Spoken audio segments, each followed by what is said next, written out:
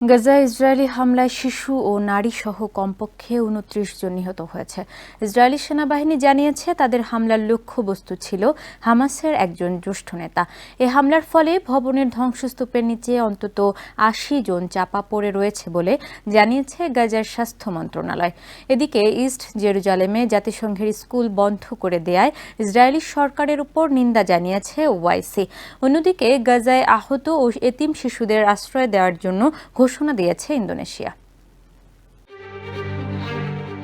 East জেরুজালেমে UNRW পরিচালিত ৬টি স্কুল বন্ধ করে দিয়েছে ইসরায়েলি সেনারা। এই ঘটনার নিন্দা জানিয়েছে Organisation of Islamic Cooperation OIC. এক বিবৃতিতে ওআইসি সতর্ক করে দিয়ে বলেছে, ইসরায়েলের এই পদক্ষেপ প্যালেস্টাইনের শিশুদের শিক্ষার মৌলিক অধিকার থেকে বঞ্চিত করবে এবং তাদের উপর ইসরায়েলি পাঠ্যক্রম চাপিয়ে দেওয়ার অপচেষ্টা করা হবে।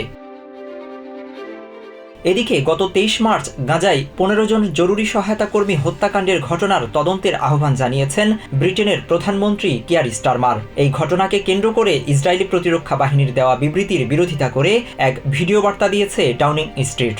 গাজায় চলমান হামলার ঘটনায় উদ্বেগ প্রকাশ করে যুদ্ধবিরতি পুনঃস্থাপনের জন্য যৌথ বিবৃতি জারি করেছেন জাতিসংঘের ৬টি সংস্থার প্রধানরা। গাজায় অবাধ মানবিক প্রবেশাধিকার নিশ্চিত করতে এবং বেসামরিক মানুষদের জীবন রক্ষার জন্য জরুরি ও সিদ্ধান্তমূলক পদক্ষেপ নিতে আন্তর্জাতিক সম্প্রদায়কে আহ্বান জানানো হয়েছে ওই বিবৃতিতে।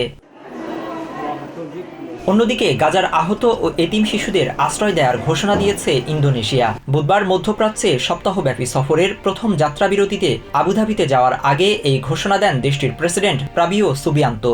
এদিকে গাজায় ইসরায়েলি বাহিনীর চলমান বোমা হামলার বিরুদ্ধে প্রতিবাদ জানিয়েছেন ইরানিরা। বুধবার ইরানের রাজধানী তেহরানে আয়োজিত বিক্ষোভে জড়ো হয়েছিলেন হাজার হাজার মানুষ।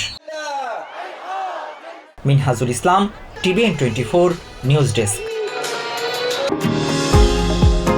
নিউ ইয়র্ক থেকে সম্প্রচারিত TVN24 টেলিভিশন বিশ্বজুড়ে বাঙালির কণ্ঠস্বর।